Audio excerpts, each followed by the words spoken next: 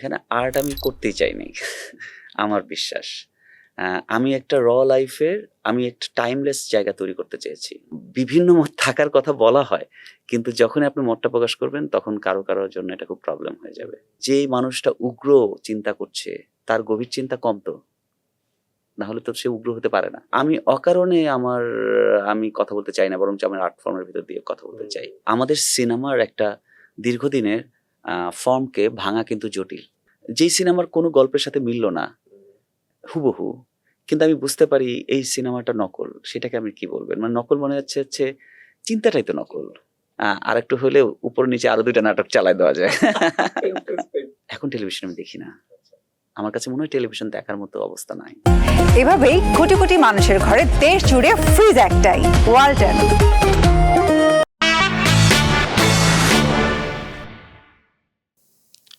চর্চার সিনেমা নামার আজকের এই বিশেষ পর্বে আমাদের অতিথি চলচ্চিত্র নির্মাতা মেজবাহুর রহমান সুমন।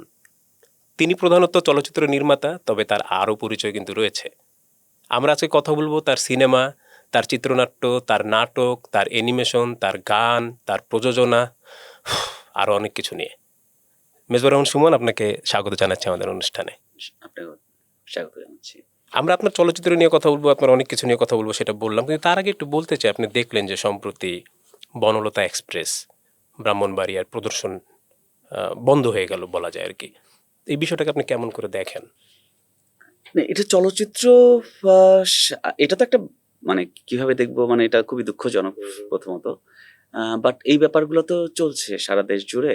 সাংস্কৃতিক বিষয়ের উপরে এক ধরনের প্রভাব বিস্তার করা এবং এই ধরনের চিন্তায় যারা মানে আমরা কিছু গুটি কয়েক মানুষ, আমি বলবো না যে এটা অনেক মানুষ। এখন ব্রাহ্মণবাড়িয়ার খুব অল্প কিছু মানুষ তারা এটার জন্য হয়তো বাধা দিচ্ছে। কিন্তু যারা সাধারণ মানুষ যারা সিনেমাটা দেখতে চায় তারা কিন্তু ছবিটা দেখতে চায়। আমার কথা হচ্ছে আপনারা ছবি দেখতে চান না, আপনারা দেখবেন না। মানে বাধা দেওয়ার তো কিছু নেই। মত প্রকাশের স্বাধীনতা থাকা যেরকম সবসময় জরুরি, সিনেমা, আর্ট এটা তো মানুষের দৈনন্দিন জীবনে প্রয়োজন। মানুষ যেমন খাদ্য গ্রহণ করে তার বাঁচার জন্য, আর্ট তো তাকে তার ব্রেনটা সচল রাখে, সতেজ করে। তো এইটা আমার কাছে মনে হয় যে ইদানিং কালে খুব বেশি দেখতে পাচ্ছি এবং একেবারে সরাসরি আমার কাছে মনে হয় যে এটা হুমকি স্বরূপ এবং রাষ্ট্রের এটা সরাসরি ব্যবস্থা নেওয়া উচিত। এটা আলোচনার বিষয় না এবং রাষ্ট্র এটা খুব দ্রুত যদি পদক্ষেপ না নেয় তাহলে এটা খুব বাজে দিকে যাবে আমার ধারণা। আপনি অনেক আগে একটা টেলিফিল্ম তৈরি করেছিলেন, ফেরার পথ নেই, থাকে না কোনো কালে। সেটাও এরকম একটা পরিস্থিতি নিয়েই করা। তো ওইখান থেকে আমরা তো অনেক দূর এগোলাম। তা আপনি বলছেন যে এখন আরও বেশি হচ্ছে এই যে সাংস্কৃতিক কর্মকাণ্ডের উপর এক ধরনের হস্তক্ষেপ। তো এটা পরিবর্তন হচ্ছে না? আমরা কি দিন দিন আসলে নিচের দিকে যাচ্ছি তাহলে? না, সময়টা তো পরিবর্তনশীল কিন্তু আমাদের মানে কিছু বিষয় তো অবশ্যই আমরা ডেভেলপ করেছি। আবার কিছু বিষয় হচ্ছে আমাদের হয় কি সোশ্যাল মিডিয়া আমাদেরকে অনেক কিছু দেখিয়ে দেয়। আমার কাছে মনে হয় যে জিনিসটা অনেক বেশি দেখা যেত না। সোশ্যাল মিডিয়া আমাকে দেখিয়ে দেয়। আরেকটা বিষয় হচ্ছে যেহেতু এই বিষয়গুলাতে সোশ্যাল মিডিয়া একটা ঐক্যবদ্ধ করে, যারা এই ধরনের কাজে জড়িত তারা কিন্তু ঐক্যবদ্ধ হয়েছে। কিন্তু যারা এই ধরনের যারা সাংস্কৃতিক চর্চার সাথে জড়িত তারা তো তাদের মতো উগ্রপন্থী না। তারা ঐক্যবদ্ধ হয়ে কিন্তু তাদের বিরুদ্ধে দাঁড়ায় না। তাদের আমরা মত প্রকাশ করতে পারি এরকম একটা টেলিভিশন চ্যানেলে এসে কিংবা যে সাধারণ মানুষ যে এটার পক্ষে বিপক্ষে না, যে এটার বিপক্ষেই কথা বলতে চায় তার মতটা কোথায়? কিন্তু যারা এই উগ্রপন্থী চিন্তা করছে তারা কিন্তু ঐক্যবদ্ধ হচ্ছে এবং সেই ঐক্যপন্থ এই যে তারা এক জায়গায় হচ্ছে এটার মূল কারণ কিন্তু সোশ্যাল মিডিয়া। তারা এটার মাধ্যমে ব্যবহার করে হচ্ছে এবং সেটা তো দিন দিন বাড়ছেই। আমার কাছে মনে হয় যে সেই চিন্তা, ওই ধরনের চিন্তা তো বেড়েই যাচ্ছে। এটা তো আমরা সবাই দেখছি। এটা নিশ্চয়ই। আমি যখন ফিকশন বানিয়েছিলাম তখন ওটা ছিল বিধায় হয়তোবা এতটা না, কিন্তু ছিল বিধায় তো ওটা নোটিস করতে চেয়েছিলাম যে ওই সময় আমরা বোমা হামলা, তারপরে উগ্রপন্থীদের চিন্তা, মানুষ মেরে ফেলার যে সো ওগুলা নিয়ে আমার ওই প্রেক্ষাপট ছিল। তারেক মাসুদেরও একটা কাজ ছিল এটা নিয়ে। আমি বলবো মাকসুদ ভাই অনেক আগে ৯০ দশকে এই ধরনের গানও আছে তার। সো আমি বলছি যে যারা গান করেন, সিনেমা বানান, লেখালেখি করেন তাদের প্রত্যেকের লেখার মধ্যে কোনো না কোনোভাবে আছে। কিন্তু এখন এসে মনে হচ্ছে এটা এখন আর কথা বলার বিষয় নাই। এখন আমাদের সামাজিক আন্দোলন গড়ে তোলা উচিত। আপনি সাধারণ মানুষের কথা বললেন, কথা প্রসঙ্গে প্রশ্নটা আসলো আমার। সেটা হলো যে কিন্তু আমরা যারা সকল সচেতন নাগরিক বা আমরা শিল্পী, আমরা যারা একটু এগিয়ে আছি বলে অনেক সময় দাবি করা হয়, তারাও তো দেখি চুপ থাকে। আপনি যেরকম করে শব্দগুলো ব্যবহার করলেন, আমার অভিজ্ঞতা বলে যে এমন কিন্তু মানে আপনার পর্যায়ের যারা, তারাও কিন্তু কথা বলে না। না, চুপ থাকে, চুপ হয়তো আমিও থাকি। আম, দেখেন, মানে বিষয়টা হচ্ছে, কথা আমি তখনই বলতে পারি আমার যখন আমার মুখ চেপে ধরলেও তো আমি কথা বলতে চাই।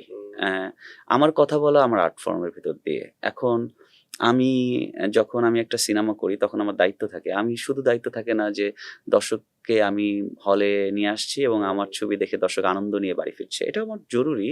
আনন্দ, দর্শককে বিনোদন করা, কিন্তু দর্শকের মগজে চিন্তা ঢুকিয়ে দেওয়া জরুরি। এখন আমি যেহেতু এই ফর্মটা নিয়ে কাজ করি, আমি যে একজন পলিটিশিয়ান না, সো আমার আসলে রাস্তায় দাঁড়িয়ে কিংবা আমার ওই কমেন্টটা করা আমার দরকার নেই আমি মনে করি। কিন্তু আমার কাছে আবার এটাও মনে হয় যে আমি এগুলো করে আসলে এই যে আপনি এখন বললে আমি আমার মতটা প্রকাশ করব, কিন্তু আমি অকারণে আমি কথা বলতে চাই না, বরঞ্চ আমার আর্ট ফর্মের ভিতর দিয়ে কথা বলতে চাই। সো যারা চুপ থাকেন কিংবা কথা বলেন না কিংবা তাদের কোনো কিছুতেই সেইটা আমার মনে হয় একটা টাইম এসে তাদেরকে দেয়ালে পিঠ থেকে মানে আমরা দেয়ালে পিঠ থেকে যাব। তাদেরকে বলতেছে আমি ইনক্লুডেড, আপনিও ইনক্লুডেড, যে আমাদের কিন্তু একসময় কথা বলার ভাষাও আমাদের হারিয়ে যেতে হবে।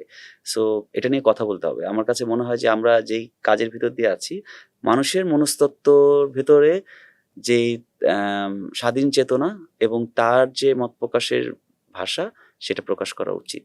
এটা না হলে উম বিভিন্ন মত থাকতে হবে। একটা রাষ্ট্রের মধ্যে বিভিন্ন মত থাকতে হবে এবং বিভিন্ন মত থাকার কথা বলা হয়। কিন্তু যখনই আপনি মতটা প্রকাশ করবেন তখন কারো জন্য এটা খুব প্রবলেম হয়ে যাবে। সেটাই আরকি। যাক, আমরা আমাদের আসল কথায় ফিরি আর কি, সেই সিনেমা বা ভিজুয়াল মিডিয়া। অযান্ত্রিক দেখলেন আপনি অনেক আগে, ঋতিক, হ্যাঁ, ছোটবেলায়। তো এবং এক ধরনের আপনি ঋতিক ঘটকের প্রতিও আপনার এক ধরনের দুর্বলতা তৈরি হয় এবং যে আপনাকে আসলে এক ধরনের অনুপ্রাণিত করে। ঋতিক ঘটকের মধ্যে কি দেখলেন আপনি? না, অযান্ত্রিকের কথা এইটা আমি কলেজে পড়ি তখন। মেবি আমি ফার্স্ট ইয়ারে পড়ি। তখন জার্মান কালচারে একটা শো হয়। আমি, আমার বোনের হাসব্যান্ড, উনি ফিল্ম মেকিং এ তখন পড়াশোনা করছেন অস্ট্রেলিয়া আর্ট ইউনিভার্সিটিতে, জাকির হোসেন রাজু।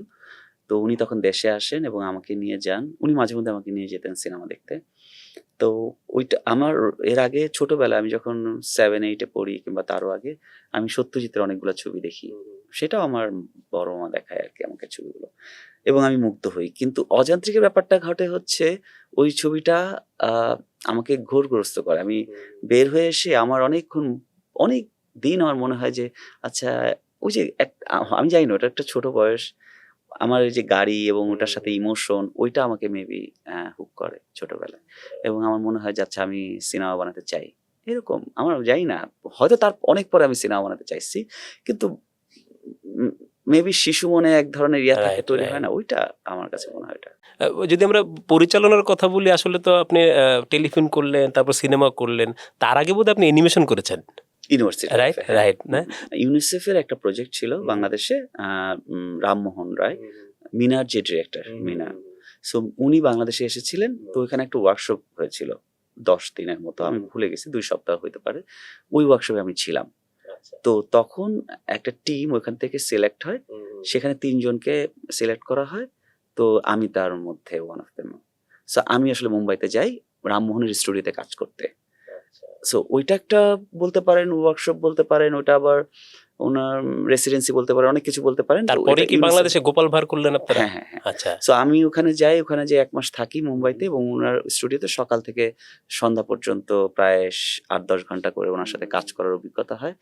ওইটা একটা আমার লাইফে খুব ইন্টারেস্টিং অভিজ্ঞতা। মিনার যত পেপারস, যত অ্যানিমেশন, ওগুলা আমি সরাসরি দেখতে পাই ওনার কাছে। তারপর আমি বাংলাদেশে ফিরি এবং আমরা কয়েকটা বন্ধু মিলে, সব্যসাচী, আমি এবং আরো শিবু, আরো অনেকে, আমাদের অনেক বন্ধু-বান্ধব, আমরা মিলে হচ্ছে আমরা গোপাল ভাঁড় নামে একটা 20 মিনিটস এর মতো করে একটা 2D অ্যানিমেশন করি। বেশ অনেক সময় লাগে। এই তো অ্যানিমেশন তারপরে আর করা হয়নি। সো ওইটুকুর মধ্যেই। আমরা দেখি ধরেন সৃজনশীল যে মানুষগুলো তারা আসলে নানা দিকে যান, যেমন সত্যজিৎ রায়কে আমরা দেখি সেই চিত্রকর্ম বলি, লেখালেখি বলি, সিনেমা বানানো বলি, নানা কিছু। তো এবং অনেকের রবীন্দ্রনাথের মধ্যেও এটা আছে। আমরা কি আসলে এই সৃজনশীল মানুষগুলোকে আমরা খুঁজি আসলে আমাদের জায়গাটা, নাকি আসলে আমাদের সব কিছুই ভালো লাগে? এটা আসলে কেন কিংবা যেমন আপনার ক্ষেত্রেও এটা আমি দেখি যে আপনি নাটক বানাচ্ছেন, আপনি চলচ্চিত্র করছেন, আপনি গান করছেন, গান লিখছেন, চিত্রনাট্য লিখছেন, আবার এই যে অ্যানিমেশনও করেছেন এক সময়, হ্যাঁ, ছবি টবি তো আঁকেনি, মানে এটা কি? এটার ব্যাখ্যা আমি জানি না। আমার কাছে মনে হয় ছোটবেলা থেকে আমার অনেক কিছু করতে ইচ্ছা করতো এক সময়। তো আমি ছোটবেলায়, এটা আমার ফ্যামিলিতেই আছে যে সুমন কোনো কিছু লম্বা টাইম করে না, এক সময় এক একটা জিনিস করতে ইচ্ছা করে, এটা করে। আমি তো ছোটবেলায় মার্শাল আর্ট শিখতে ইচ্ছা হলো, তো আমি মার্শাল আর্ট ফেডারেশনে ভর্তি হয়ে প্রায় বছর দিয়ে এটা করলাম। আচ্ছা, এটা জানতাম না, এটা আবার নতুন জানলাম যে মার্শাল So, ছোটবেলায় এরকম করলাম। তারপর হচ্ছে আমি ওই ক্লাস মানে স্কুলে থাকতে আমি একটা গিটার কিনলাম কবির সুমনের গান শুনে।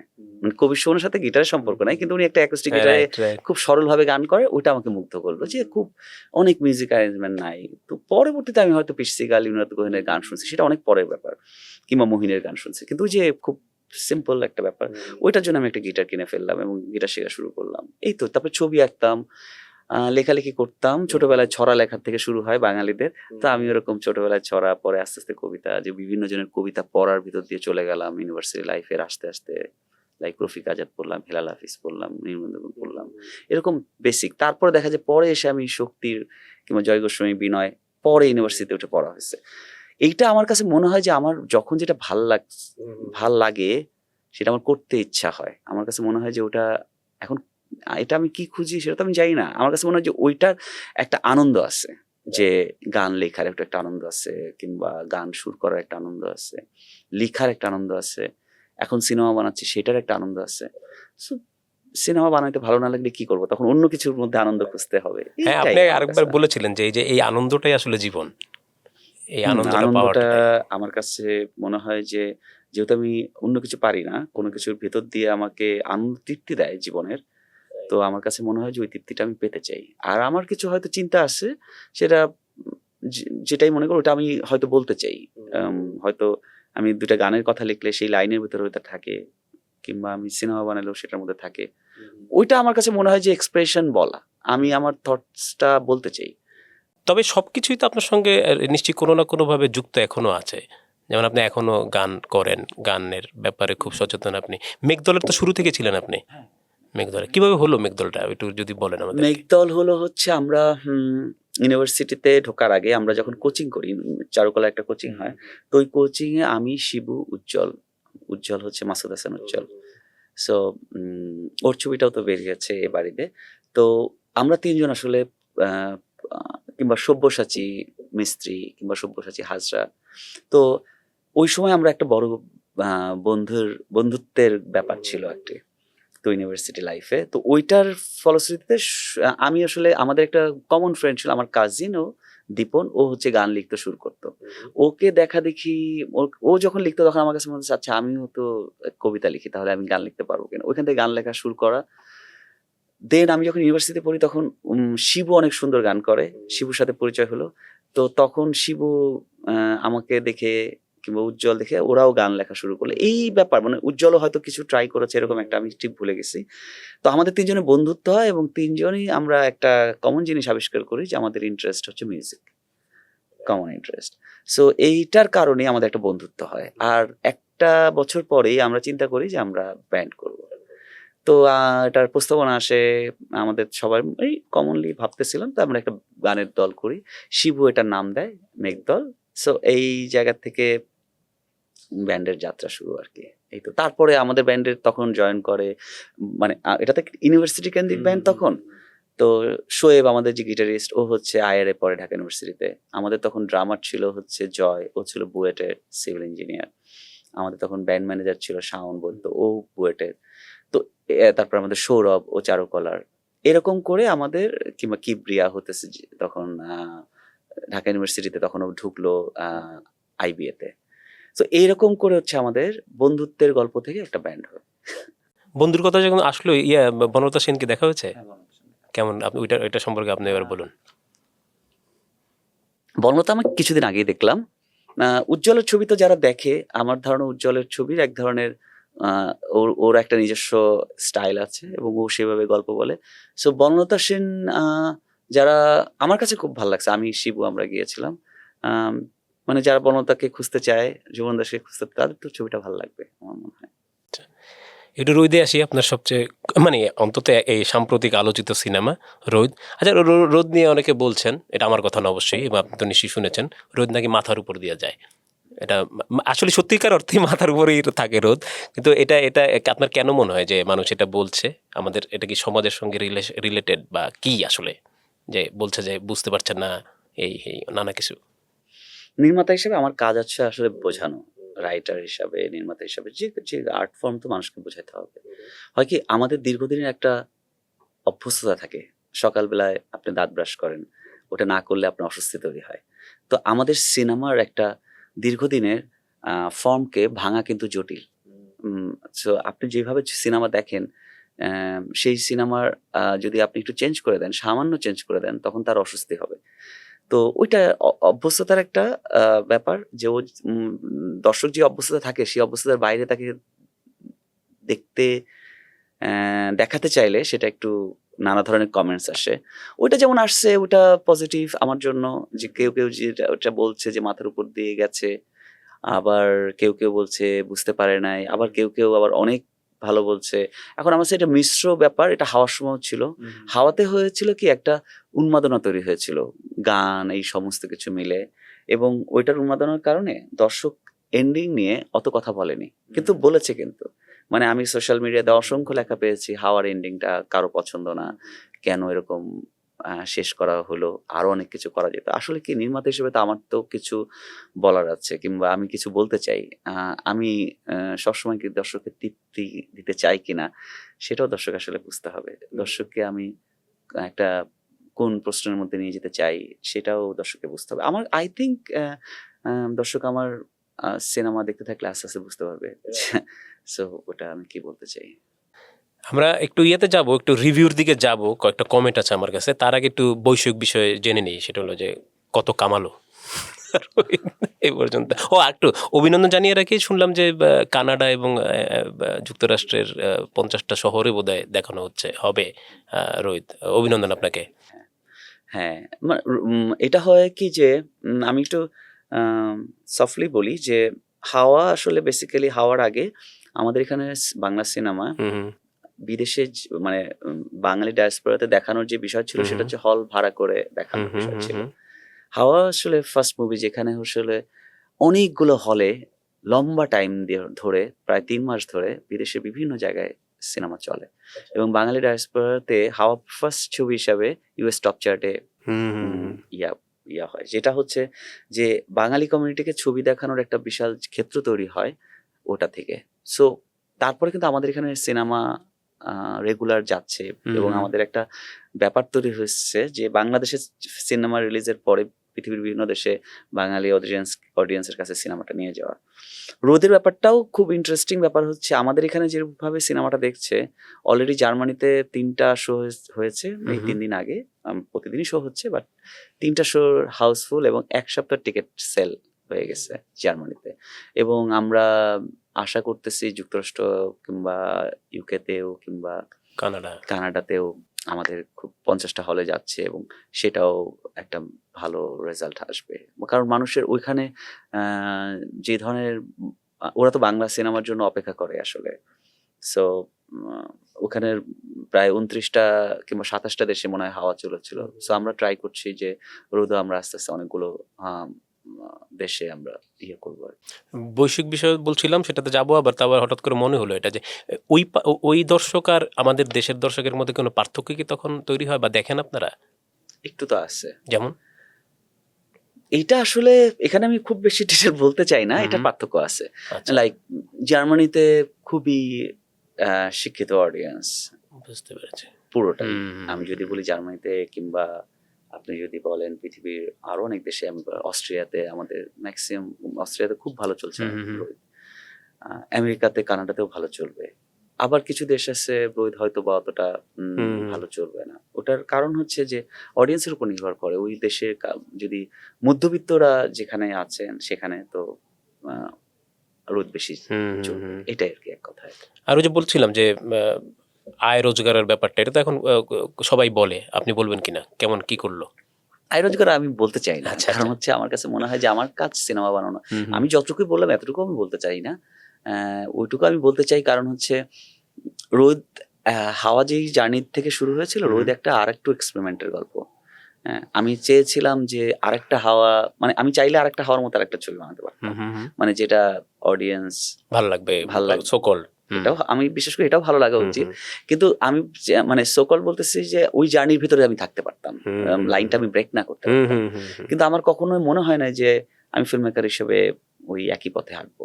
আমার কাছে মনে হয়েছে আমি থার্ড সিনেমা যে আর একটা এক্সপেরিমেন্ট করতে চাই, এবং ফিল্ম মেকার হিসেবে আমার এটা আনন্দই লাগে যে ওই চ্যালেঞ্জ না নিয়ে আসলে আসলে নতুন কিছু না। এই যে শুধু নিজের গল্পটা বলতে চাওয়া, নিজেরকে প্রকাশ করার চেষ্টাটা, আমি আমি এটা স্বীকার করতেই চাই। আমি অনেকের সঙ্গে তো আমরা তো এতদিনের অনেকের সঙ্গে কথা হয়েছে, অনেকের সঙ্গে পার্সোনালিও কথা হয়েছে। তারা না সবসময় আমাকে বলেছে, বিশেষ করে ফিল্মের মানুষ, আমরা তো জনগণের জন্য, জনগণ না থাকলে আমার কিছু না, জনগণ যা ভাবে, যা নেয়, যা দেখতে চায় তাই আমরা করতে চাই, হ্যাঁ এরকম। কিন্তু আমি আপনার কাছ থেকে প্রথম, মানে খুব কম মানুষের কাছে শুনেছি, তার মধ্যে আপনি একজন, যিনি বলছেন যে আমি আর কি দর্শক কিভাবে নেয় না নেয় তার চেয়ে বেশি গুরুত্বপূর্ণ হলো যে আমি আমার কথাটা বলতে পারছি কিনা। এটা এখানে আমি খুব একটু খুব আলাদা করে বলবো, আমি দর্শককে বোকা ভাবি না। দর্শককে একই জিনিস দেওয়া, এটা হচ্ছে আমার কাছে মনে হয় যে দর্শককে বোকা ভাবছে তারা। মনে করছে যে দর্শককে যেটা অভ্যস্ত সেটাই আমাকে দিতে হবে, তাহলে দর্শক এটা খুব ইজিলি অ্যাকসেপ্ট করবে। আমার কাছে মনে হয় যে দর্শককে কেন আমরা আজকে রোদ বের হওয়ার পর আমাকে অসংখ্য মানুষ ফোন দিচ্ছে এবং বলছে নানা রকম জায়গায় যে সুমন, রোদ নিয়ে যে কথা হচ্ছে এটা দীর্ঘদিন হয় না, কারণ আমাদের সিনেমা নিয়ে না টাকা পয়সা নিয়ে কথা হয়। রাইট। আমাদের সিনেমায় কথা হয় যেটা, সেটা হচ্ছে ওটার সফলতা নিয়ে কথা হয়, কত মানুষ দেখলো, কত টাকা ইনকাম হলো, কনসেপচুয়ালি কথা হয় কম আমার মনে হয়। রোদ নিয়ে যেটা হচ্ছে সেটা কিন্তু মানুষ ফেসবুকে সোশ্যাল মিডিয়ায় মেতে আছে যে কার পার্সপেক্টিভ থেকে ছবিটা কিরকম। রাইট। একটা ছবি নির্মাতা একটা পার্সপেক্টিভ থেকেই হয়তো আমি বানিয়েছি, কিন্তু মানুষ তাকে কত রকম পার্সপেক্টিভ থেকে সে দেখছে এটা নির্মাতা হিসেবে আমার আনন্দের। এখন সবাই মিলে এটা নিয়ে কথা বলছে এবং এটাই আমি চেয়েছিলাম। আমার কাছে মনে হয় যে আমি দর্শককে কখনোই চাই না, আমার মনে হয় না যে তাকে আমি বোকা ভাবি যে তুমি এটা বুঝবা না। আমার কাছে মনে হয় যে দর্শকের জন্য এখানে একটা সরল গল্প দেওয়া আছে। এটার বাইরে যারা এটা মিথোলজি কিংবা অন্য বিষয় নিয়ে কথা বলছে, সেটা আমি নির্মাতা হিসেবে ওটা মেটাফোরিক জায়গা থেকে আমি রেখেছি দর্শককে অনেক কিছু অনুধাবন করার জন্য। মেটাফোরের ব্যবহার কবিতায় থাকে অনুধাবন করার জন্য, ওটার শক্তিটা তৈরি হয় সেখানে। আমি সিনেমাতে ওই মেটাফোর রেখেছি ওই যে দুইটা মানুষের সম্পর্ককে জটিল করে তোলার জন্য না, বরঞ্চ সম্পর্কের গভীরতা তুলে ধরার জন্য। এখন সেই মেটাফোর যে বুঝতে পারবে না তার জন্য রোদ সহজ, সে একটা সরল প্রেমের গল্প দেখতে পাবে, কিন্তু যে বুঝতে পারবে সে আরো গভীরে যেতে পারবে, সে ওইটার স্বাদ আর একটু নিতে পারবে। তো আমার কাছে মনে হয় যে সেই অডিয়েন্সটা বাংলাদেশে আছে, সেটা আমি দেখছি অলরেডি।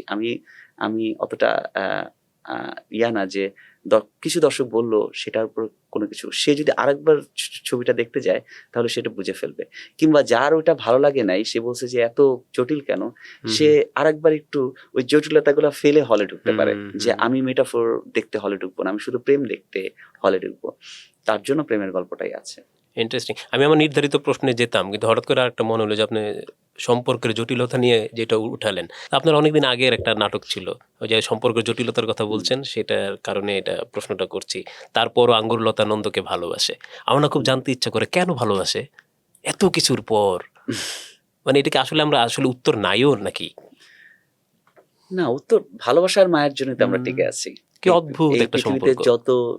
আমরা যত যন্ত্রণার ভিতর দিয়ে থাকি, অনেক বড় বড় ফিলোসফাররা এটাকে অনেক ধরনের ভাবে ব্যাখ্যা করছে, কিন্তু আমার কাছে মনে হয় যে মায়া আর ভালোবাসার জন্য আমরা টিকে থাকি। আঙ্গুলতা আমাদের এই অঞ্চলে প্রেম, এই যে ভক্তি হাজবেন্ডের প্রতি, এটা আমাদের ধর্মের ভিতরে আছে, মানে আমাদের হিন্দু ধর্মের মধ্যে কিন্তু এটা প্রচন্ড ভাবে আছে। সো আমার কাছে মনে হয় যে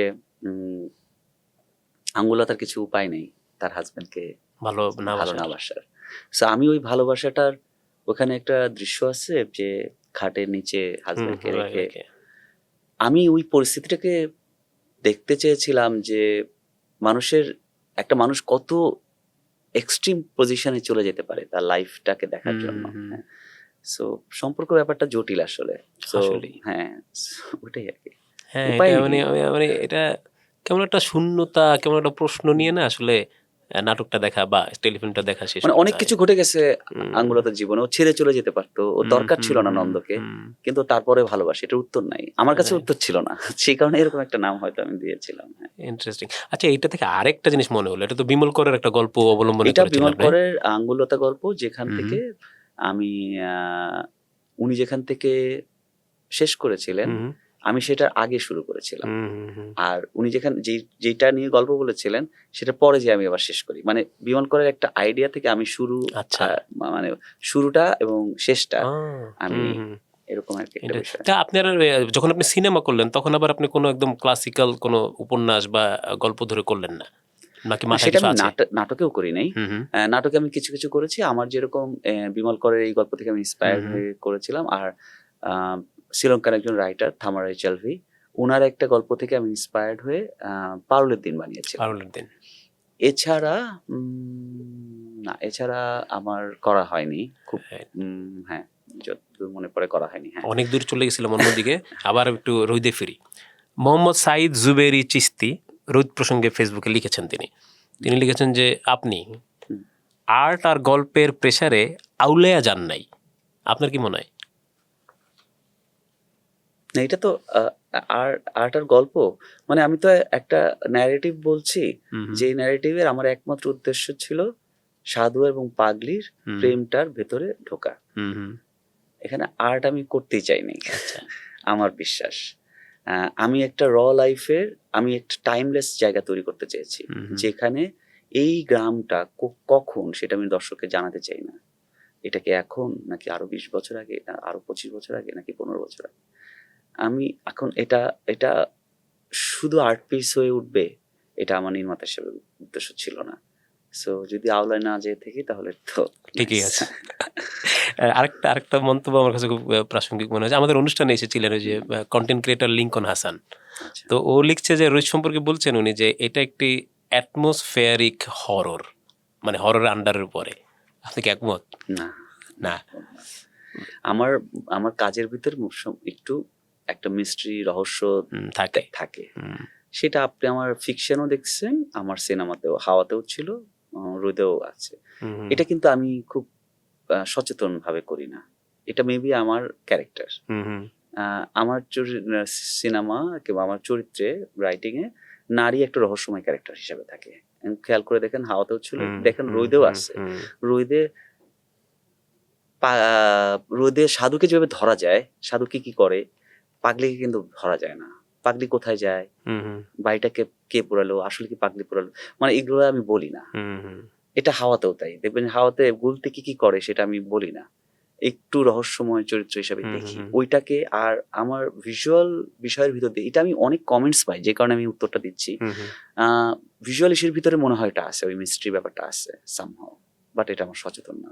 রাইট। এরকম মনে হয় না মেজবুর রহমান সুমন, যে নিজের কাজ পরে দেখলে যেমন ধরুন আমরা যখন বই টই লিখি, আমি লিখি, তো তখন বইটা যখন ছেপে বের হয়ে আসে তখন হাতে নেওয়ার পরে মনে হয় ইস, এই জায়গাটা যদি একটু ভালো করা যেত, এই জায়গাটা যদি না থাকতো, এই জায়গাটা ভুল ছিল, এটা কেটে যদি আবার করা যায় পর সংস্করণে করব।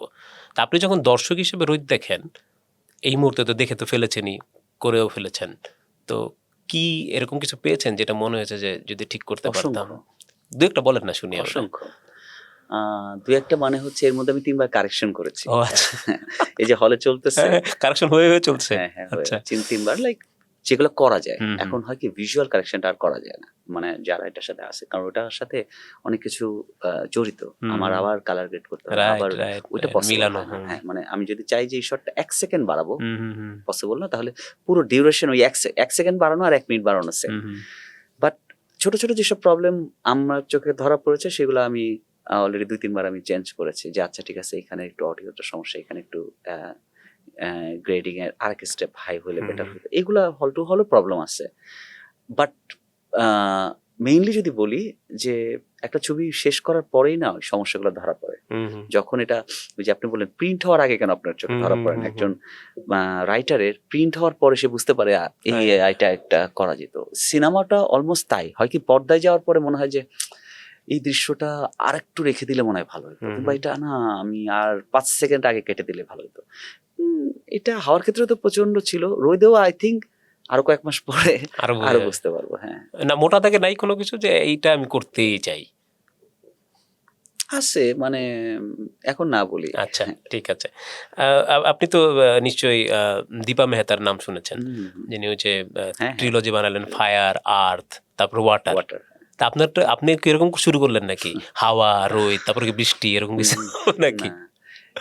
না, ওনার ছবি তো আমরা অনেক আগে দেখেছি, ওটার সাথে এটার সম্পর্ক নাই, কারণ ওর ছবিগুলো দেখে থাকলেই বুঝবেন যে ওটা। না না, সম্পর্কের কথা বলছি না, যে নামের যে একটা নামের। হ্যাঁ, এইটা একটু কাকতালীয় আমার কাছে মনে হয়, যে হাওয়াটা নাম এসেছিল, হাওয়ার সিনেমার নামটা একটু ভিন্ন ছিল আমার, কিন্তু ফাইনালি আমি হাওয়া দেই একটা নির্দিষ্ট কারণে। হাওয়া সিনেমার সাথে হাওয়ার দেখবেন যে হয় কি শাব্দিক ভাবে সিনেমাটাকে মিলাইতে চায়। বাংলা সিনেমা একটা ছিল যে ওই সিনেমার নাম বারবার আসতে হবে ডায়লগে, কোনো সিচুয়েশনে, কিংবা নামকরণের সার্থকতা যেটাকে বলে। আমি একটু গভীর থেকে জিনিসটা বোঝার চেষ্টা করছি। হাওয়াতে যেটা হয়েছিল যে আমি সম্পর্কের ভেতরে ঠান্ডা শীতল হাওয়া, এরকম একটা ফিলিং আমার কাছে মনে হয়েছিল, যে আমরা একটা শীতলতার গল্প বলবো, ওখান থেকে হাওয়া। কিন্তু আপনি বলতে পারেন নৌকার পালে হাওয়া, অনেক কিছুর জায়গা থেকে তো হাওয়া জরুরি ছিল। সমুদ্রে যাত্রায় হাওয়া তো খুব জরুরি বিষয়। রোদ, এখানে সে রোদ কোথায়? দেখবেন যে পুরো ছবিতে রোদ নাই, খুবই অল্প। মানে আমি দুপুরে শুটই করি নাই, আমরা বসে থাকতাম দুপুরবেলায়, শুধু আমি সকাল আর বিকালে শুট করেছি ডে সিন। আমি একটা গ্লুমি এনভায়রনমেন্ট তৈরি করতে চেয়েছিলাম, সাধু আর পাগলের জীবন রচনা করতে চাই, মানে ওই দুজনের ক্যারেক্টার করতে চাই। রোদ এখানে আমার অবজেক্টিভ জায়গা থেকে আসে।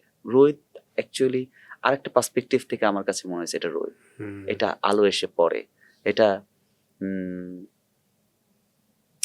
ইডেন গার্ডেনে যেই আলোটা এসে সাধু যখন তালটা দিবে, ওই তালের উপরে, ওদের জীবনের উপরে যে রোদ এসে পড়ে, সানলাইটটা এসে পড়ে, ওইটার গল্প ওইটা। সো রোদের কানেকশন ডিফারেন্ট, যেটা আসলে শাব্দিক ভাবে এটাকে রোদ খুঁজতে গেলে যে রোদ সিনেমাতে রোদ কোথায়, সেটা খুঁজে পাওয়া যায়। Right right. আমি আপনার অরূপার কাছে যাচ্ছি, যেটা এই এটা টেলিফিল্মটা 2006 সালে বোধহয়, এটা বোধহয় আপনার প্রথম ফার্স্ট কাজ। টেলিফিল্ম না, এটা শর্ট ফিকশন, এটা 40 মিনিটসের একটা ডিউরেশন ছিল। আমি ইউটিউবে দেখলাম, চ্যানেল আই আছে এটা। হ্যাঁ আছে, এখনো আছে। তো এটা দেখে না আমি একটা জিনিস খেয়াল করলাম, যেহেতু আমিও একটু ক্যামেরার মানুষই বলা যায়, তো আমি খেয়াল করলাম যে এটাতে আমি আমি যদি ভুল না হয়ে থাকে আমার, মানে আপনি যে এক্সপেরিমেন্ট করেন সেটার একটা উদাহরণ আমি পেয়েছি আর কি এখানে।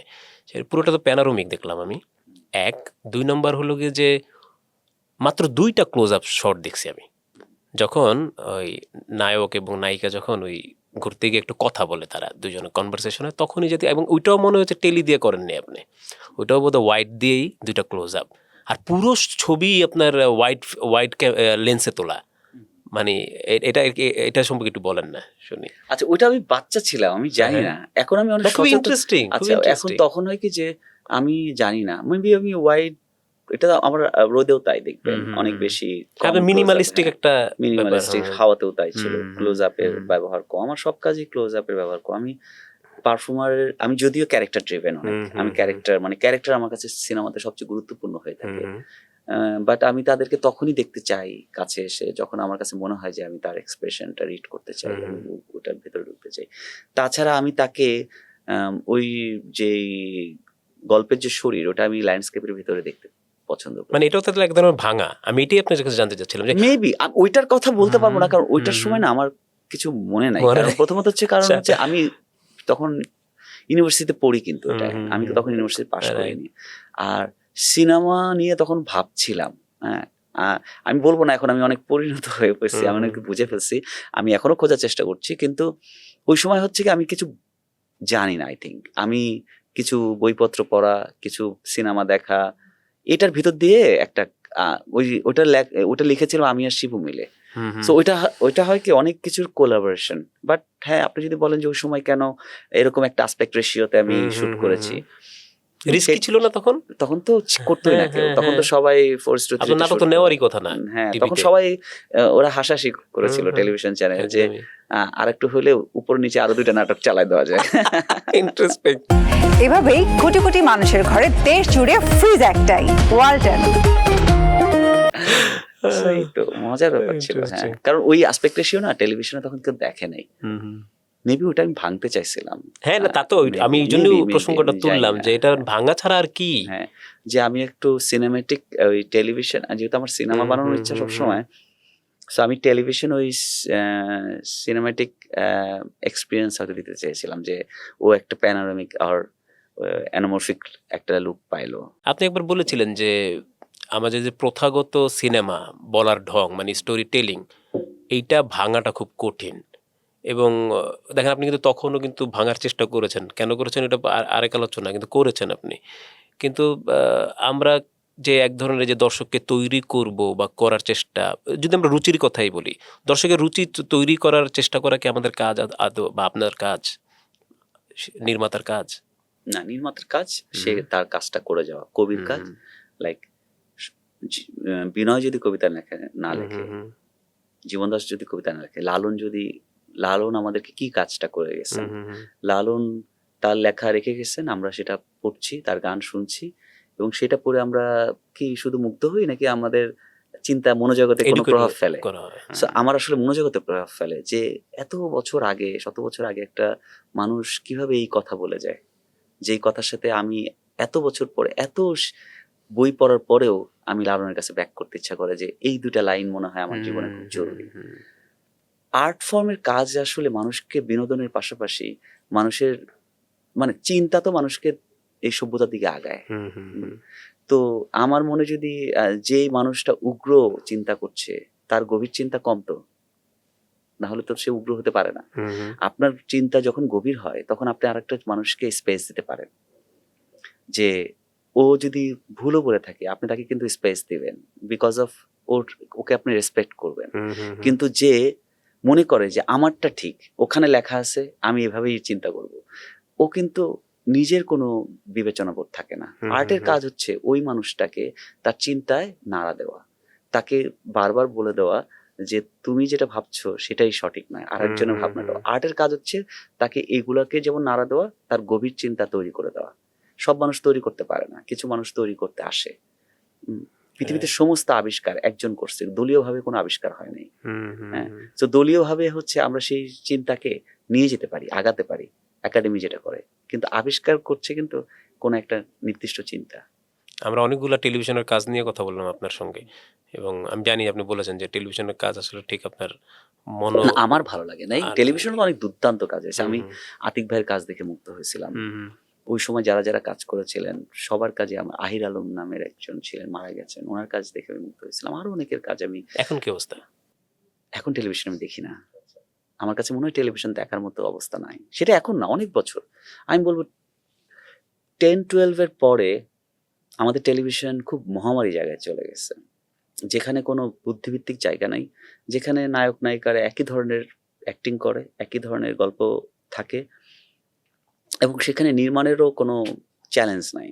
সো আমাদের সিনেমার খুব বাজে অবস্থা হয়েছিল মাঝখানে, না দীর্ঘদিন আমরা বাংলা সিনেমাকে নাক ছিটকানো হতো, এবং ইয়াং জেনারেশন সিনেমার দিকে কিন্তু সিনেমা নিয়ে আলোচনাই করতো না।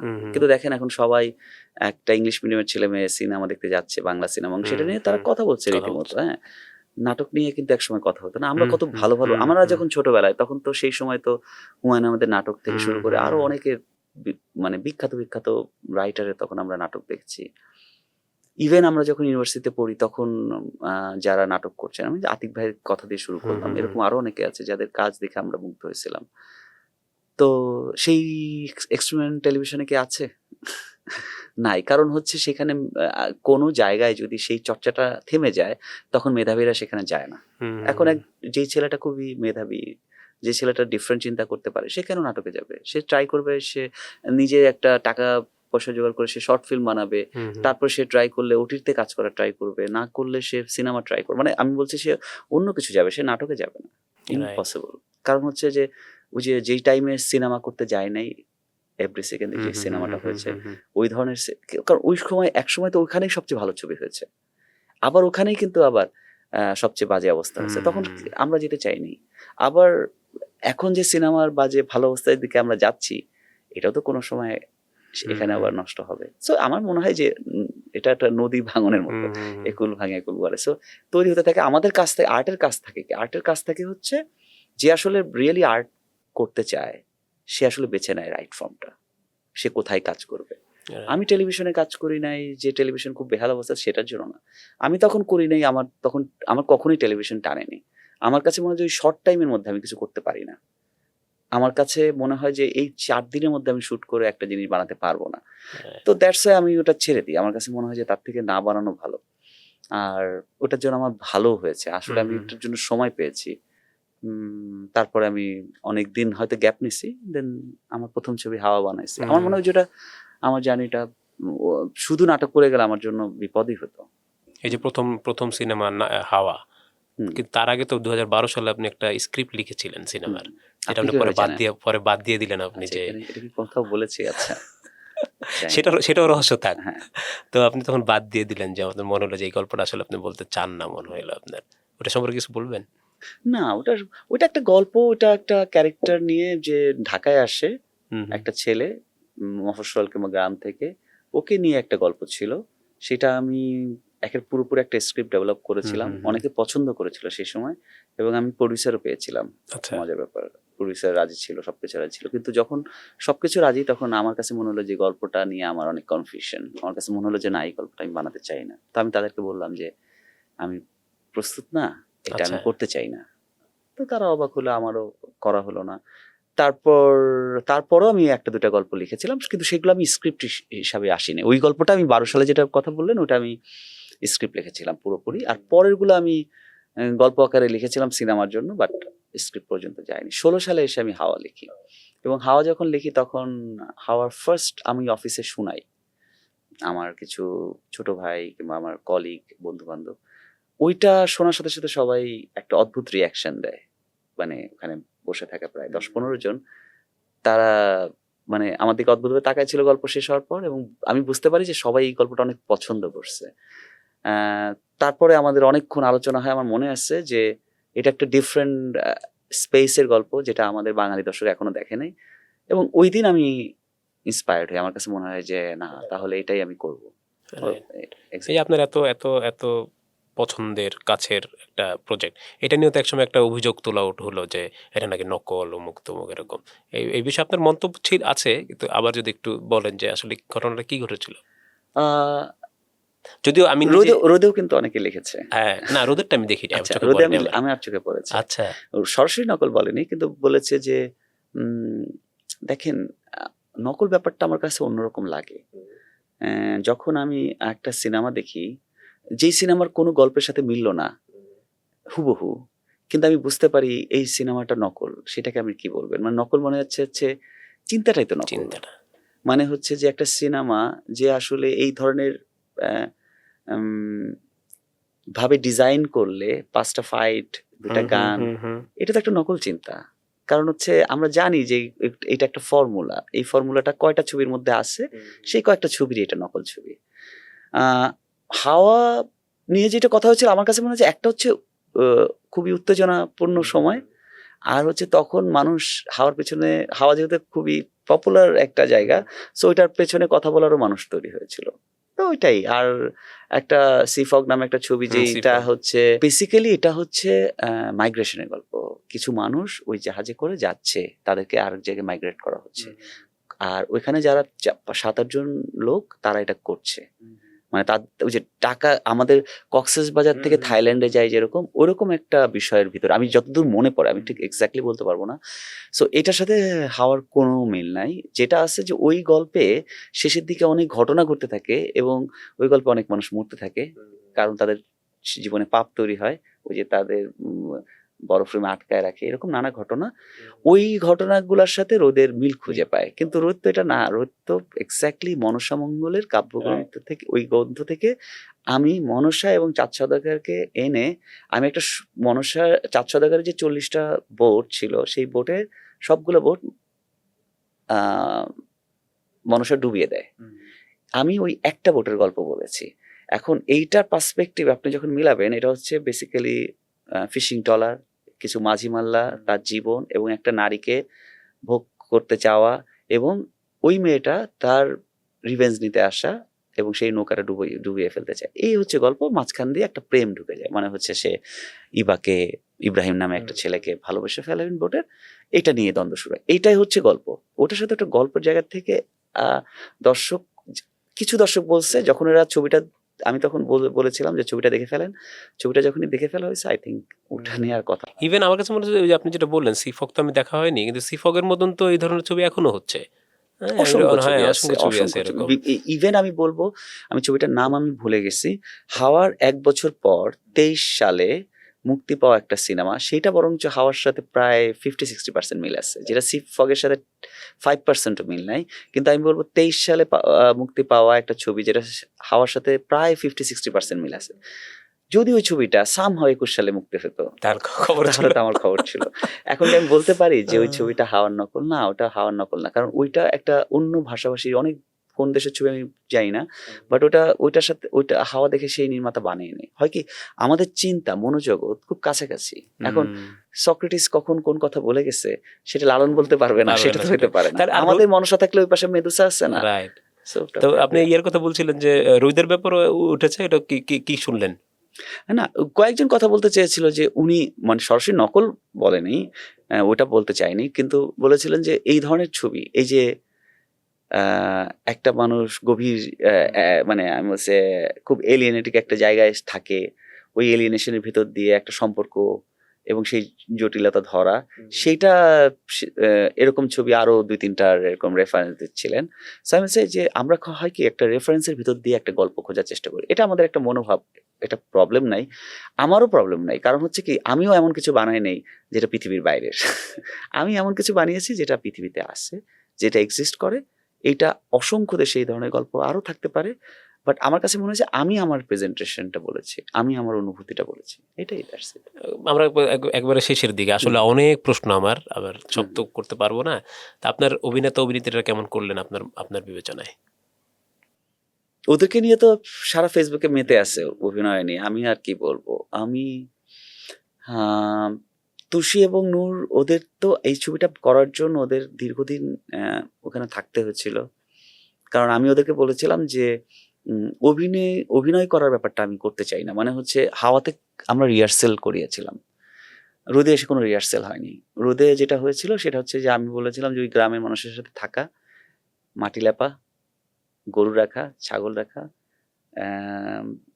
গাছ লাগানো, জমিতে সার দেওয়া, নৌকা চালানো, এই কাজগুলা করতে হবে মাসের পর মাস। এটা করে গেলেই আমার রিহার্সাল হয়ে যাবে।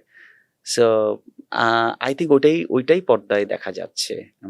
সো এইটাই আমার কাছে মনে হয় যে রোদে আমরা অভিনয় করার ট্রাই করি না, আমার পারফর্মাররা সেটা করেনি। এখন সেটা কতটুকু হয়েছে সেটা আই থিঙ্ক দর্শক বলবে, আমার আর কিছু বলার নেই। আই থিঙ্ক ওরা তো ওদের জায়গাতে অনেক কষ্ট করছে, এটা আমি দেখছি। এখন অভিনয় কতটুকু ভালো করলো সেটা তো আমার কাছে মনে হয় যে অনেক মানুষ এটা নিয়ে কথা বলছে, আমি আলাদা করে ওদেরকে বলতে চাই না। আমরা আসলে আপনার সবকিছুকে একটু টাচ করার চেষ্টা করেছি। তো একটু আসি আপনার বিজ্ঞাপনে। আপনি দুর্দান্ত সব বিজ্ঞাপন নির্মাণ করেছেন। একটা তো খুবই জনপ্রিয়, এখনো মানুষ বলে, সেটা হলো যে অসম্ভবকে সম্ভব করাই অনন্তের কাজ। হ্যাঁ, তো অনন্তের সাথে কিভাবে এই আপনাদের এই ইয়েটা কোলাবোরেশনটা হলো? আমি তো সিনেমার কথা এতক্ষণ বললাম, বাট আমার যেটা অনেকে আবার এটা শুনলে একটু করে, আমার প্রফেশনালি আমি আসলে বিজ্ঞাপন বানাইতে হয় আমাকে, এটা আমাকে টিকে থাকার জন্যই। কারণ আমি যেভাবে ছবিটা বানাতে চাই, ওইটার জন্য আমার আসলে প্রতি 6 মাস পর পর কিংবা 1 বছর পর পর আমার সিনেমা বানানো আমার জন্য অসম্ভব আর কি। সো ওইটা আমি দীর্ঘদিন ধরে বিজ্ঞাপন বানাই। অনন্ত জলির টিভিসিটা, ওটা গ্রামীণ ফোনের বিজ্ঞাপন। আমি গ্রামীণ ফোনে অসংখ্য টিভিসি বানিয়েছি। ওইটা আমার শুরুর দিককার টিভিসি বলা যায়, মানে 1-2 বছর পরেই অনন্ত জলির ওই টিভিসিটা হয়। ওটা গ্রে থেকে শাওন ভাই আমাকে ডাকে এবং বলে যে এটা স্ক্রিপ্টটা দেয় এবং করতে বলে, এবং তখন আমার কাছে মনে হয় যে এই গল্পটা আমি করতে চাই। এইখান থেকে হয়, আর কিছু না। শেষ প্রশ্ন, খুবই ক্লিশে প্রশ্ন, ভবিষ্যৎ পরিকল্পনা কিছু কি এলো? কিছু ভবিষ্যতে ভাবছেন কি ধরনের পরিকল্পনা এই আছে? সিনেমা নিয়ে ও অবশ্যই আচ্ছা, সিনেমা আমি দু তিনটা স্টোরি মানে ন্যারেটিভ আমার কাছে আসছে যেটা আমি নিয়ে ভাবতেছি। তার মধ্যে একটা গল্প আমি ঠিক করেছি মনে হয়। আমি জানি না, এটা আরো ১ মাস পর বুঝতে পারবো, ১-১.৫ মাস পর। কারণ এখনো তো আমি রোদের প্রেশারে আছি নানা ধরনের কাজে। সো এখান থেকে বের হয়ে যেতে পারলে তখন আমি ঠিক করব যে কোন গল্পটা করব। একটা গল্প আমি ঠিক করেছি যে এটা নিয়ে হয়তো আমি কাজ শুরু করব। মৌলিক গল্প হ্যাঁ, মৌলিক গল্প। কখনো মাথায় আসে না যে আমার না, আপনি তো অনেক বইও পড়েন, হুম, হুম। তো মনে হয় না যে আমি ওই উপন্যাসটা নিয়ে ওই হুম, গল্পটা হুম, নিয়ে হুম। কয়েকটা বলেন না দেখি কোনটা কোনটা। এখন ওরকম করে না আমি আসে ঠিক না করি মাথায়, নাই। জাস্ট এমনিতেই। শহীদুল জোরের আচ্ছা কিছু গল্প হুম। মাথায় ছিল অনেক সময়।